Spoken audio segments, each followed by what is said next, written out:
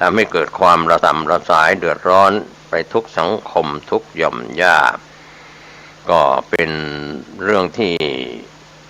ได้พยากรณ์ไว้ก็เรื่องของความฝันนั้นมีเทพนิมิตเทวดาดลใจจิตอาวรณ์จิตใจคิดฝักใฝ่ลางสังหรณ์ธาตุกำเริบอันนี้คือความฝันที่เกิดขึ้นแต่การพยากรณ์ของพระพุทธองค์ที่เป็นความฝันของพระเจ้าประเสนที่โกศลนั้นก็มิใช่ธรรมดาจะเกิดข้าวยากหมากแพงทุกแหล่งล่าฝูงประชาแค้นครับลงอับเฉาด้วยมนตรีมีโมหะปัญญาเยาว์ลำเอียงเอาอามิตรไม่คิดทำนี่ก็เป็นคำสอนที่เป็นคำกลอนฝากไว้ส่วนข้อที่พูดว่าคนเริงกามนั้นแม้ในคำสอนที่เป็นความฝันของพระเจ้าประเสนที่โกศลพระองค์ก็ได้เห็นต้นไม้พองอกได้คืบได้ศอกก็ออกดอกออกผลทั่วทั้งแผ่นดินอันนี้พระพุทธองค์ก็ทรงพยากรณ์ที่เป็นข้อสำคัญว่าต่อไปในปัจจุบันหรือในภายภาคหน้านั้นเรียกว่าเรื่องราวที่ของคนหนุ่มคนสาวนะครับที่จะเรียกว่ามีอะไรที่เกินวัยเติบโตหรือมีการพัฒนาดังนั้นวันนี้คำกลอนที่พระพุทธองค์ทรงทำนายไว้พระองค์ทรงสัตย์ตัดทายทำนายพลันภายหน้านั้นชายหญิงทิ้งเหล่ากอจะคบชู้สู่หาสมาคมจะเสพสมแต่แรกรุ่นละมุนหนอกุมารีจะมีบุตรสุดรีรอเริ่มแต่พอแรกรุ่นดารุณีอันนี้ก็เป็นคำพยากรณ์เป็นคำกลอนที่เคยนำเสนอแล้วก็ฝากท่านไปคิดอยู่แล้วส่วนข้อว่าลูกบังเกิดเกล้านั้นก็มีความหมายถ้าเรามองลงไปในสุบินข้อที่3ว่าได้เห็นแม่โคดื่มนมของลูกตัวเองทั้งที่เพิ่งเกิดมาได้เพียงวันเดียวอันนี้ก็เป็นข้อคิดเตือนจิตเตือนใจพระพุทธองค์ทรงพยากรณ์ว่ามนุษย์จะไร้ศีลธรรมความกตัญญูก็จะหายไปลูกหลานแทนที่จะคอยเอาใจใส่ดูแลเลี้ยงดูพ่อแม่ปู่ย่าตายายยามแก่ยามเฒ่าก็กลับไปให้พ่อแม่มาคอยขอความช่วยเหลือราวกับขอทานดูเป็นที่น่าเวทนาอันนี้ก็เป็นความฝันข้อที่3ส่วนความฝันข้อถัดไปใบเบิกทางข้อที่4นั้นก็ได้เห็นความฝันที่พระ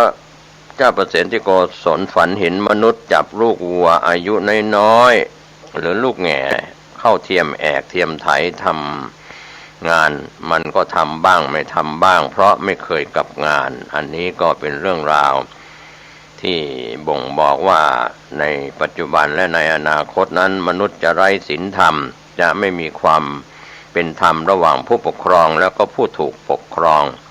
เรียกว่าจะเอาเด็กหรือคนหนุ่มผู้ด้อยประสบการณ์มาบริหารบ้านเมืองให้ยศถาบรรดาศักดิ์แต่ไม่สามารถทำกิจการงานให้ลุล่วงไปได้อันนี้ก็เป็นเหตุการณ์เกิดขึ้นในปัจจุบันแล้วก็จะมีต่อไปในอนาคตเป็นคำพยากรณ์ของพระพุทธองค์ที่ทรงพยากรณ์ความฝันของพระเจ้าประเสนที่โกศลส่วนข้อที่5นั้นพระเจ้าประเสนที่โกศลฝันว่าเห็นม้าแปลกประหลาดมี2 ปากหิวกระหายน้ำลายไหลอยู่ตลอดเวลาหญิงชายพากันเอากล้าเข้าแล้วมาป้อนให้กินเท่าไหร่ก็ไม่พออันนี้ก็เป็นความฝันของพระเจ้าประเสนที่โกศลก็พระองค์ทรงพยากรณ์ว่าต่อไปในอนาคตเมื่อมนุษย์ไร้ศีลธรรมผู้คนมัวเมารุ่มหลงในโลกียสุขก็จะมีมากขึ้นจิตใจก็จะเสื่อมทรามเบียดเบียนกันอย่างโหดร้ายทารุณก็ว่าเข้าข่ายในปัจจุบันนั้น เรื่องกินสินบาทคาดสินบนฉวยโอกาสยามประชาชนกำลังเดือดร้อน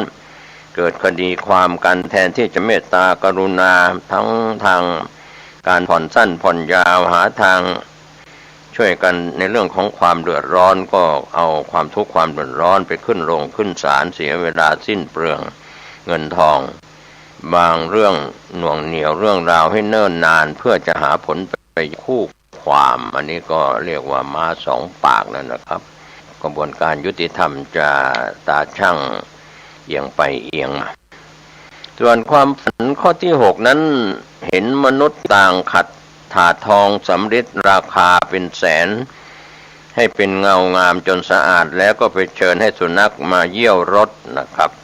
คำพยากรณ์ของพระพุทธองค์ก็พยากรณ์ความฝันของพระเจ้าประเสนที่โกศลข้อนี้ว่าต่อไปภายภาคหน้าพระราชาหรือผู้บริหารประเทศไม่ประกอบด้วยธรรม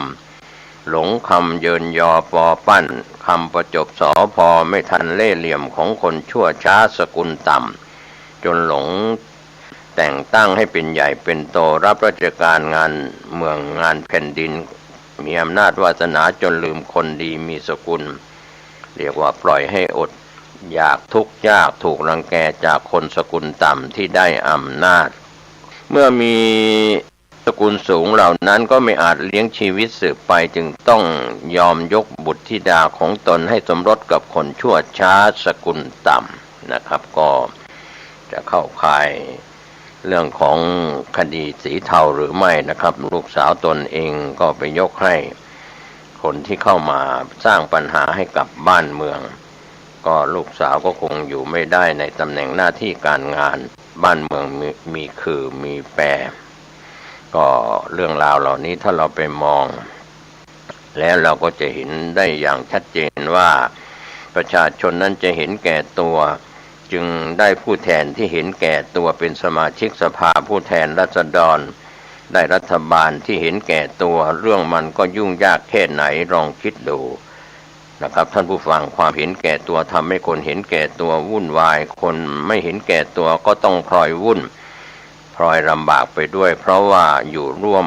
กับโลกของคนบ้าไม่สนุกเลยหลีกหนีก็ไม่พ้นดังนั้นนักการเมืองที่เห็นแก่ตัวหนังสือบอกอยู่แล้วว่าเห็นแก่ตัวก็ไม่เห็นแก่ชาติได้แต่เห็นแก่ตัวเห็นแก่พรรคของตัวหรือพรรคพวกของตัวแม้ว่าพระนั้นไม่เล่นการเมืองแต่พระก็ต้องช่วยบอกนักการเมืองช่วยสอนนักการเมืองด้วยว่าธรรมะต้องอยู่กับนักการเมืองถ้าธรรมะไม่อยู่กับนักการเมืองบ้านเมืองก็วินาศหรือพินาศนะครับอันนี้ก็พระคงจะช่วยพูดช่วยกันสั่งสอนหรือผู้มีศีลมีธรรมคฤหัสถ์ทั้งหลายควรจะออกมาที่มีศีลมีธรรมส่วนข้อว่าจุดไฟเผาบ้านเมืองเป็นนิมิตข้อที่7ของพระเจ้าประเสนที่โกศลเห็นชายคนหนึ่งนั่งฟั่นเชือกที่ทำด้วยหนังสัตว์แล้วก็หย่อนเชือกที่ฟั่นลงใต้ตังฟั่นไปหย่อนไปหารู้ไหมว่าภายใต้ตังนั้นก็มีนางสุนัขตัวหนึ่งเคี้ยวหนังที่ฟั่นเป็นเชือกกินจนไม่เหลือชายที่ฟั่นเชือกนั้นก็ฟั่นไปจนเหนื่อยเจียนตายแต่เชือกก็ไม่ยาวสักทีคำพยากรณ์ความฝันของพระเจ้าประเสนที่โกศลข้อนี้พระพุทธองค์พยากรณ์ว่าจะเกิดในภายหน้าก็คือปัจจุบันไปถึงอนาคตเมื่อมนุษย์ไร้ศีลไร้ธรรมบทบาทของสตรีก็จะนอกกายนอกใจสามีเรียกว่าเป็นชู้สู่หญิงสู่ชายกันมากขึ้นการเป็นชู้สู่หญิงสู่ชายก็เพราะเห็นแก่อามิตรความประพฤติเลวทรามเอาแต่แต่งตัวเที่ยวเตร่ตามถนนหนทางคบชู้สู่ชายสู่หญิงหรือไม่ก็เล่นการพนันทรัพย์สมบัติที่สามีหามาได้ก็เอาไปปลนเปิดชู้ผลาญไปกับการพนันแล้วก็ไปฟุ่มเฟือยต่างๆกับเรื่องของเครื่องแต่งตัวก็เหมือนนางสุนัขจิ้งจอกคอยกัดกินเชือกที่ชายคนหนึ่งนั่งฟั่นอยู่แล้วก็หย่อนลงไปใต้ตังนะครับเป็นพยากรณ์ก็หญิงสู่เรียกว่าเป็นชู้สู่ชายหรือชายเป็นชู้สู่หญิงก็แล้วแต่นะครับพยากรณ์ก็ไม่ รักผัวเดียวเมียเดียวสามีเดียวภรรยาคนเดียวแล้วก็เรียกว่าเป็นไปตามคำพยากรณ์ส่วนคำพยากรณ์ข้อ8ที่พระเจ้าประเสนที่โกศลฝันว่าได้เห็นประชาชนช่วยกันขนน้ำเทลงในตุ่มใหญ่ตุ่มเดียวจนล้นแล้วล้นอีกแต่ตุ่มเล็กๆนับร้อยนับพันรายล้อมอยู่เป็นอันมากไม่มีน้ำไม่มีใครใส่ไม่มีใครเหลียวแลเรื่องนี้เป็นความฝันที่พระเจ้าประเสนที่โกศลฝันไว้อย่างนั้นพระพุทธองค์ทรงพยากรณ์ว่าต่อไปภายหน้ามนุษย์ไร้ศีลไร้ธรรมจะมีจอมเผด็จการมีอำนาจบีบบังคับข่มเหงประชาชนจนต้องหาเครื่องบำรุงบำเรอและทรัพย์สินสิ่งของไปมอบให้ทั้งที่ร่ำรวยอยู่แล้วนะครับก็มองกันเห็นชัดเจนว่าพ่อค้านายทุนนายธนาคารที่มีอำนาจเงินตราก็จะหาทางดูดเอาทรัพย์สินเงินทองของชาวไร่ชาวนาชาวสวนไปด้วยเล่ห์กลของการเอารัดเอาเปรียบอย่างซับซ้อนคนที่รวยอยู่แล้วก็รวยอย่างเหลือล้นที่จนอยู่แล้วก็จนเจียนตายเรียกว่าสังคมเรานี่ ไร้ความเป็นธรรมมนุษย์อยู่กันสองอย่างสับสนนะครับท่านผู้ฟังคนจนก็ทุกข์อย่างคนจนไม่พออยู่ไม่พอกินคนรวยก็ทุกข์อย่างคนรวยกินไม่รู้จักพอโลภโมโทสันไม่รู้จักหยุดสร้างความเดือดร้อนเอารัดเอาเปรียบอย่างไร้เมตตาก็เข้าข่ายในนิมิตข้อนี้ถ้าเราเห็นว่าความฝันที่พระพุทธองค์ทรงพยากรณ์กับพระเจ้าประเสนที่โกศลเป็นอย่างนี้ส่วนข้อที่9นั้นคนดีจะหนีไปอยู่ป่าคนบ้าจะครองเมืองนั้นพระเจ้าประเสนที่โกศลสุบินฝันว่าพบสระโบกธรณีกว้างด้วยใหญ่ด้วยลึกด้วยแต่ตรงกลางของสระนั้นน้ำขุ่นมีโคลนตมส่วนริมสระนั้นมีฝูงสัตว์หลายชนิดลงอาบลงกินย่ำอยู่เสมอแต่ริมสระกลับใสแจ๋วเย็นใสสะอาดอันนี้เป็นความฝันข้อที่9ของพระเจ้าประเสนที่โกศลพระพุทธองค์ทรงพยากรณ์ความฝันของพระเจ้าประเสนที่โกศลว่าเหตุการณ์ร้ายแรงต่างๆจะเกิดขึ้นเมื่อมนุษย์ไร้ศีลไร้ธรรมชนชั้นปกครองที่มีอำนาจจะข่มเหงจะบีบคั้นทารุณแก่คนสุจริตคนดีมีศีลมีธรรม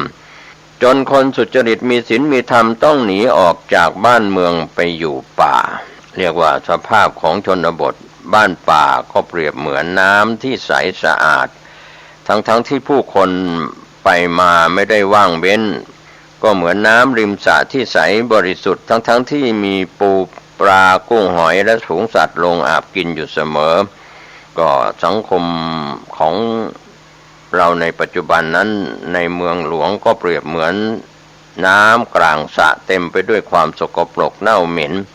เมืองกรุงหรือเมืองหลวงนั่นนะครับที่เจริญแล้วจังหวัดใหญ่ๆก็มีน้ำสกปรกน้ำเน่าเหม็นควันพิษจากท่อไอเสียรถยนต์จากโรงงานอุตสาหกรรมที่ปล่อยน้ำเสีย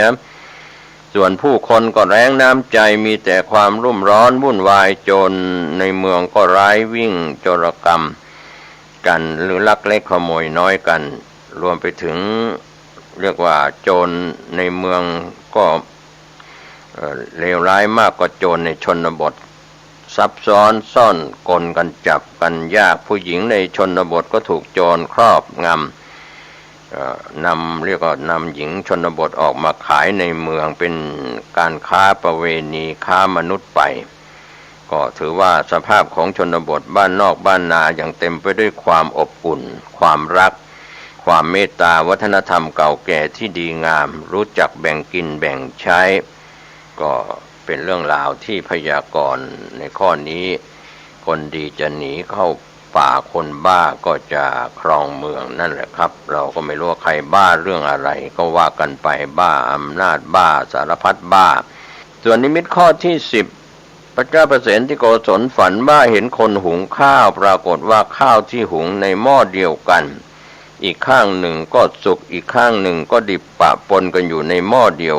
กันเรียกว่าเปียกๆแฉะๆข้างหนึ่งไหม้ก็ไม่มีที่ไหม้ก็มีเรียกว่ารวมอยู่ในหม้อเดียวกัน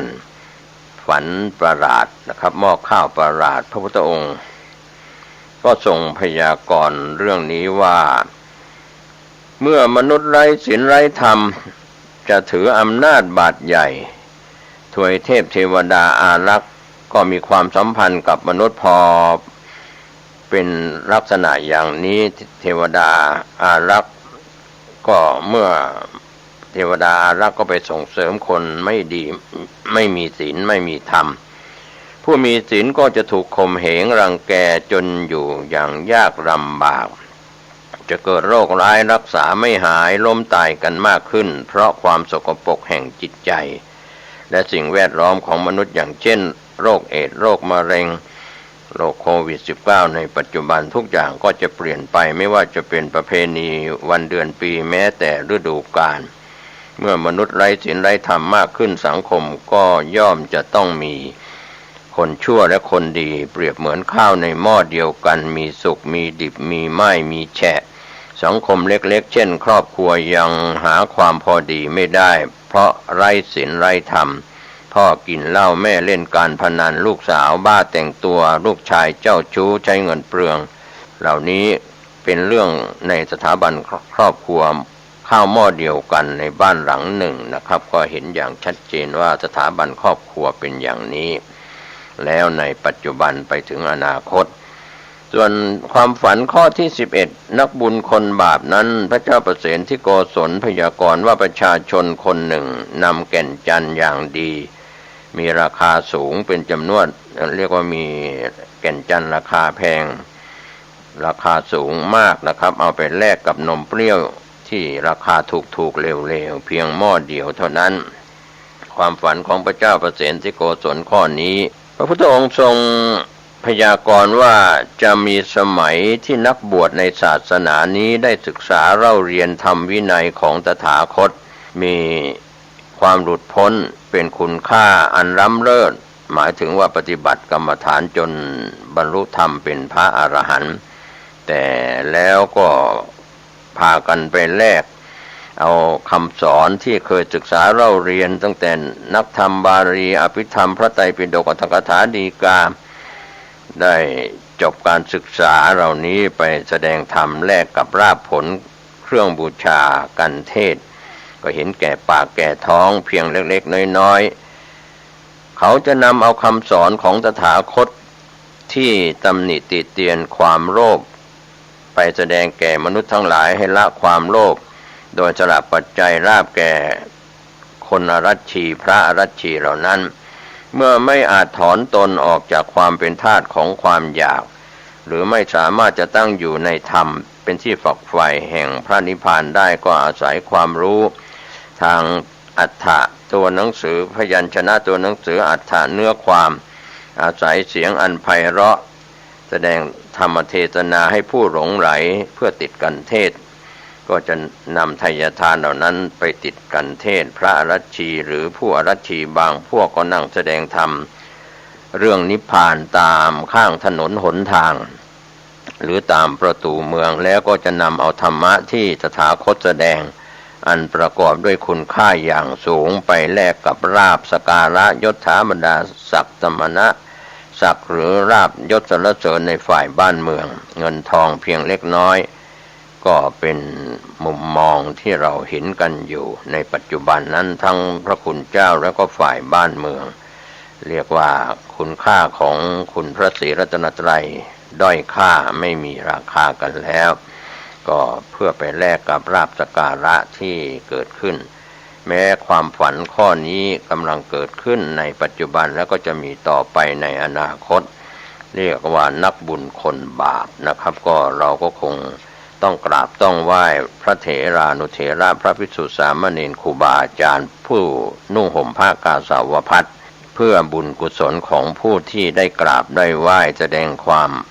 อ่อนน้อมอปจายนะส่วนสังคมวิปริตเห็นผิดเป็นชอบนั้นก็เป็นความฝันที่เกิดขึ้นในข้อที่12นอกจากนั้นก็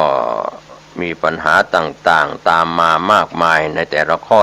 อก็จะได้ขยายเนื้อความให้ท่านได้รับรู้รับทราบกันครับในสุบิน นิมิตเหล่านั้นก็คงเป็นถึงข้อที่12นะครับส่วนข้อที่13หนักดังขุนเขาทำไมเบากว่าขนนกนั้นผู้ดำเนินรายการก็คงจะได้นำเสนอนำฝากชวนท่านคิดนะครับวันนี้ผมเกษตรเพชรสมฤทธิ์นำความฝันของพระเจ้าประเสนที่โกศลที่พระพุทธองค์ทรงพยากรณ์16ข้อ16ประการมานำเสนออาจจะยังไม่จบลงแต่ว่าเหตุการณ์ต่างๆเกิดขึ้นแล้วในบ้านเมืองของประเทศไทยและก็บ้านเมืองของชาวโลก209ประเทศรวมทั้งประเทศไทยก็เราก็จะต้องรู้รักษาตัวรอดเป็นยอดดีทั้งผู้ดำเนินรายการก็ต้องรู้รักษาตัวรอดเป็นยอดดีไม่ใช่เห็นแก่ตัวแต่ต้องเอาตัวรอดในเรื่องของรักษาศีลรักษาธรรมสุขกายสุขใจวันนี้และวันหน้าสวัสดีครับสวัสดีครับท่านผู้ฟังที่เคารพสาระธรรมดีๆบอกกล่าวบอกเป็นแง่คิดกับท่านผู้ฟังผู้มีปัญญามีเรียกว่ามีบารมีมีบุญได้ยินได้ฟังเรื่องราวต่างๆช่วงนี้นำเสนอเปตาโลกของเปรตทำความชั่วแล้วไปเกิดเป็นเปรตอย่างไรเรียกว่าคนเรานั้นเมื่อตอนทำความชั่วแล้วก็ไม่คิดว่าตนเองจะไปเกิดเป็นเปรตทุกข์ทรมานในภพที่ได้ไปบังเกิดวันนี้นำเสนอในตอนที่13อักขะรุขะเปตาวัตถุว่าด้วยเทวดาเตือนอุบาสกก็มีภูมิเทวดาตนหนึ่งซึ่งอยู่ที่แผ่นดินได้เตือนสติอุบาสกคนหนึ่งว่าบุคคลให้สิ่งใดสิ่งนั้นย่อมไม่มีแต่ผลอย่างอื่นที่น่าปรารถนาน่าใคร่มีมากเพราะฉะนั้นท่านจงให้ทานแล้วท่านจะพ้นจากทุกข์และความชิบหายทั้งจะได้ประสบสุขอันเป็นไปในปัจจุบันและสัมปรายภพที่ไปบังเกิดในภพหน้าชาติหน้าเพราะการให้ทานขอท่านจงตื่นเถิดอย่าได้ประมาทเรื่องราวเหล่านี้เกิดขึ้นในสมัยพุทธกาลที่พระพุทธเจ้าประทับอยู่ที่กรุงสาวัตถีมีอุบาสกชาวเมืองคนหนึ่งเอาเกวียนหลายเล่มบรรทุกสินค้าไปขายต่างประเทศขายสินค้าของตนในประเทศนั้นแล้วก็ซื้อเอาสินค้าจากต่างประเทศกลับมาขายที่บ้านเมืองของตนเดินทางมุ่งไปยังกรุงสาวัตถีอินเดียโบราณอุบาสกนั้นกำลังเดินทางเพลาเกวียนเล่มหนึ่งก็หักในป่ากลางดงลำดับนั้นยังมีบุรุษคนหนึ่งได้เอาผึ่งและขวานเพื่อจะตัดไม้ออกจากบ้านตนเที่ยวไปในป่าถึงที่นั้นได้พบอุบาสกนั้นพูดถึงความเสียใจเพราะเผาเกวียนหักจึงคิดว่าพ่อค้านี้มาลำบากในป่าดงเพราะเผาเกวียนหักอาศัยความอนุเคราะห์จึงตัดทอนไม้มาดามเผาเกวียนให้มั่นคงแล้วประกอบเกวียนให้กับอุบาสกนั้นสมัยต่อมาบุรุษนั้นได้ตายลงบังเกิดเป็นภูมิมัจเทวดาที่อยู่ในดงป่านั้นพิจารณาถึงกรรมของตนในเวลาคืนหนึ่งจึงไปเรือนของอุบาสกนั้นยืนอยู่ที่ประตูเรือนกล่าวว่าบุคคลให้สิ่งใดสิ่งนั้นย่อมไม่มีแต่ผลอย่างอื่นที่น่าปรารถนาน่าใคร่มีมากเพราะฉะนั้นท่านจงให้ทานแล้วท่านจะพ้นจากทุกข์และความฉิบหายทั้งจะได้ประสบสุขอันเป็นไปในปัจจุบันและในสัมปรายภพหน้าที่ได้ไปบังเกิดแล้วเพราะการให้ทานนั้นขอท่านจงตื่นเถิดอย่าประมาทเลยพ่อค้านั้นได้พิจารณากิจของตนแล้วกลับ